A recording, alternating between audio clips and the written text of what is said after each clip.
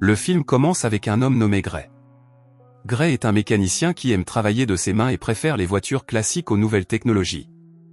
Un jour, après avoir réparé la voiture d'un client, sa femme Asha rentre du travail dans une grande entreprise technologique. Gray doit livrer la voiture réparée à son client et demande à Asha de l'accompagner. Elle accepte et ils partent ensemble dans leur voiture autonome. Ils arrivent chez le client, un homme nommé Aaron. Aaron est un scientifique brillant et riche qui vit dans une magnifique maison high-tech.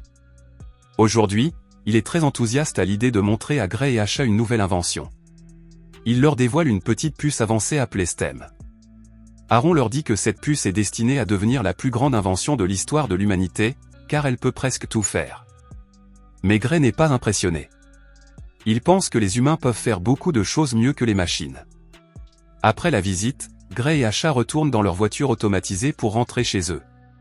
Comme la voiture roule toute seule, ils ne prêtent pas beaucoup attention à la route, mais soudain, la voiture tombe en panne. Elle prend le contrôle et dévie violemment de la trajectoire programmée. Gray tente désespérément de reprendre le contrôle, mais en vain. La voiture est complètement hors de contrôle. Elle accélère dans un quartier délabré de la ville et finit par s'écraser, se renversant sur le toit. Étourdis et blessés, Gray et Asha sont coincés. Avant qu'ils ne puissent se remettre, plusieurs hommes masqués arrivent sur les lieux de l'accident. Ils tirent violemment Gray et Asha hors de la voiture détruite. Sans aucun avertissement ni explication, l'un des hommes tire sur Asha, la tuant sous les yeux de Gray. Puis un autre homme tire sur Gray dans le cou, lui sectionnant la moelle épinière. Les agresseurs s'enfuient, laissant Gray paralysé sur le sol, incapable de bouger, contraint de regarder sa femme rendre son dernier souffle. L'histoire fait ensuite un bond en avant de 3 mois. Nous voyons Gray dans un hôpital, désormais tétraplégique. Il a quitté l'hôpital et vit avec sa mère, qui est devenue son aide-soignante à plein temps. Il est contraint de rester dans un fauteuil roulant high-tech, dont il dépend pour le moindre mouvement. Un jour, alors que sa mère lui coupe les cheveux, Gray fond en larmes. En un instant, sa vie heureuse et normale a été complètement détruite.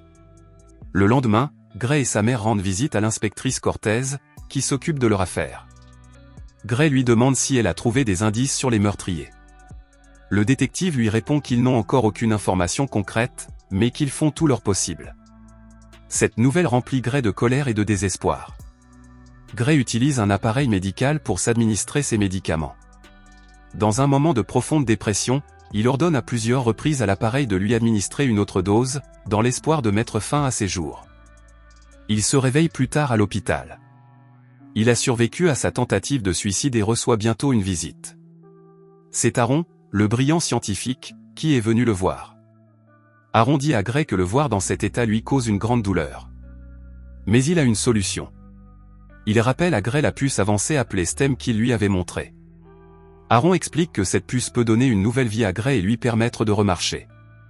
Se sentant déjà mort à l'intérieur, Gray n'a plus rien à perdre et accepte la procédure expérimentale. L'opération n'est pas effectuée dans un hôpital normal. Aaron la réalise plutôt dans un laboratoire secret de haute technologie situé dans sa maison. Après plusieurs heures d'intervention, la puce STEM est implantée avec succès dans la colonne vertébrale de Gray. Presque immédiatement après l'opération, Gray commence à sentir le retour de la sensibilité dans ses membres, se lève lentement et fait ses premiers pas. Avant que Gray ne parte, Aaron lui fait signer un accord de confidentialité strict. Gray doit promettre de ne jamais parler à personne de l'implantation de la puce. De retour chez lui, Gray découvre que le détective Cortez lui a envoyé quelques dossiers sur l'affaire. À l'intérieur, il trouve une vidéo du jour de l'agression. Alors qu'il regarde les images granuleuses, il entend soudain une voix. Il se retourne, mais il n'y a personne. Il se rend alors compte que la voix ne vient pas de l'extérieur, mais de son esprit. C'est STEM, la puce d'intelligence artificielle, qui lui parle directement. Pendant que Gray regarde la vidéo, STEM lui fait remarquer un détail crucial que Gray avait négligé. L'un des agresseurs masqués a un tatouage distinctif sur le bras. Gray n'a pas pu le voir clairement, mais STEM est capable de scanner, d'améliorer et de figer l'image. À l'aide de la main de Gray, STEM le guide pour qu'il dessine parfaitement le tatouage sur une feuille de papier. Gray reconnaît qu'il s'agit d'un type spécifique de tatouage militaire. STEM utilise ensuite cette image pour croiser les bases de données et localiser un lieu, la cachette d'un suspect. Enthousiasmé d'avoir une piste concrète, Gray se rend immédiatement à l'adresse fournie par STEM. Il fait irruption dans l'entrepôt vide et commence à chercher des indices. Il trouve des messages sur un ordinateur qui relie le suspect au propriétaire d'un bar local. Soudain, le suspect, un homme grand et menaçant, rentre chez lui. Gray se cache, puis l'attaque par derrière. Dans un moment de désespoir, Gray accorde mentalement à Stem la permission de prendre le contrôle. Immédiatement, le corps de Gray devient une arme. Gray est un passager terrifié dans son propre corps, qui voudrait que l'homme reste en vie pour l'interroger. Mais Stem est impitoyable et finit par tuer l'homme de manière violente et horrible. Après le combat, Stem ordonne calmement à Gray de nettoyer toute la scène, en effaçant toutes les empreintes digitales et les preuves afin d'éviter tout lien avec la police. Gray, qui porte désormais le nom de son ancien adversaire, Fisk, se rend directement dans un bar appartenant au deuxième Asal. Il entre et annonce avec audace à tout le monde que l'un d'entre eux a tué sa femme et que le coupable devrait avouer. Comme tout le monde sait que Gray était paralysé, personne ne le prend au sérieux. Il se moque de lui. Puis un homme grand et menaçant se lève et avoue le meurtre. Il emmène Gray dans une pièce à l'arrière, avec l'intention évidente de le tuer. Une fois dans la pièce isolée, Gray donne mentalement le contrôle total à Stem. S'ensuit alors un spectacle de violence à couper le souffle et brutal. Dans les derniers instants, l'homme qui a avoué révèle une information cruciale avant de mourir. Un homme nommé Fisk les a payés pour tuer la femme de Gray. Immédiatement après l'affrontement, Stem avertit Gray que l'Iran les a localisés et tente de désactiver la puce à distance. Avant que Stem ne soit complètement désactivé, Gray doit contacter un hacker capable de redémarrer le système. Par mesure de sécurité, Stem utilise la main de Gray pour écrire un code directement sur sa paume, dont le hacker aura besoin. Pendant ce temps, Fisk arrive au bar et trouve ses hommes morts.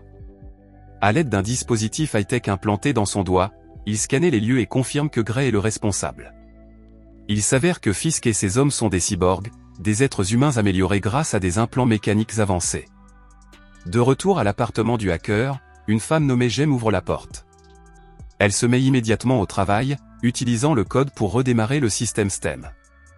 Elle dit à Gray qu'il faudra quelques instants pour que le système se réactive complètement. Soudain, elle voit sur les écrans de sécurité que Fisk s'approche du bâtiment. Pour se sauver, elle s'enfuit rapidement, laissant Gray seul et vulnérable. Au moment même où Fisk entre dans la pièce, Stem redémarre avec succès. S'ensuit une poursuite chaotique à travers le bâtiment de plusieurs étages. Le partenaire cyborg de Fisk poursuit Gray sur le toit, tandis que l'équipe de sécurité d'Aaron arrive également, créant un conflit à trois. Fisk aperçoit les hommes d'Aaron et, à l'aide d'une arme implantée dans son corps, les anéantit tous dans un ascenseur. D'un geste incroyable, Stem désarme le cyborg et utilise le pistolet implanté dans le corps de l'homme pour le tuer. Gray s'enfuit alors et rentre chez lui. À la maison, sa mère est choquée et ravie de le voir debout et marcher. Gray la fait asseoir et lui raconte toute la vérité sur l'expérience d'Aaron et la puce Stem. Il lui fait promettre de garder le secret. Le lendemain, l'inspecteur Cortez rend à nouveau visite à Gray. Il lui dit qu'ils ont trouvé son fauteuil roulant près du lieu de la récente agression. Il dit qu'il pense qu'il est impliqué, mais Gray invente une fausse histoire. En partant, le détective place secrètement un micro sur la veste de Gray, dans l'espoir de le prendre en flagrant délit de mensonge. Après le départ du détective Cortez, elle écoute depuis sa voiture l'enregistrement du micro qu'elle a placé sur la veste de Gray. À l'intérieur de la maison, Gray dit à Stem qu'ils doivent mettre fin à cette violence. Mais cette fois, Stem répond d'un ton différent. Il explique que s'il ne tue pas le dernier homme, Fisk, celui-ci les trouvera et les tuera. Le détective Cortez entend tout grâce à l'enregistreur caché. Gray monte dans sa voiture et part, suivi de près par le détective. Pendant qu'il conduit, Stem aide Gray à découvrir l'enregistreur caché dans sa veste. Il le jette rapidement par la fenêtre. Il sait maintenant que le détective le suit, alors il accélère pour essayer de le semer. Voyant cela, Stem prend une mesure drastique. Il détourne à distance une voiture autonome sur la route et la fait délibérément percuter le véhicule du détective. Le détective survit à l'accident, mais elle est blessée et sa voiture est détruite, ce qui met fin à la poursuite. Désormais sans obstacle, Gray arrive à la maison fortifiée moderne de Fisk. Il affronte Fisk, lui demandant qu'il a payé pour tuer sa femme. Fisk refuse de parler et une lutte brutale éclate entre les deux hommes surpuissants. Juste au moment où Fisk s'apprête à porter le coup fatal, Gray le trompe, le faisant tomber sur un grand morceau de verre tranchant qui le tue instantanément. Gray récupère alors un petit dispositif de données dans l'oreille de Fisk. Il l'insère dans sa propre oreille et découvre toute la vérité. Il est finalement révélé que c'est Iron qui a engagé Fisk et ses hommes. Furieux de cette révélation, Gray se rend chez Aaron pour une confrontation finale. Gray fait irruption chez Aaron et l'accuse d'être responsable du meurtre de sa femme. Alors qu'ils se disputent, l'inspectrice Cortez, qui a survécu à l'accident de voiture, arrive et sort son arme. Elle ordonne à Gray de mettre les mains derrière la tête et de se coucher par terre. Mais au moment où elle le touche, Stem prend le contrôle total du corps de Gray. Dans la lutte, l'inspectrice parvient à utiliser un taser sur Gray. Le choc électrique désactive temporairement Stem. Avec Stem hors ligne, Aaron révèle la terrible vérité finale. Il dit à Gray que Stem est le véritable méchant. C'est l'intelligence artificielle qui a piraté et causé l'accident de voiture qui a tué Asha.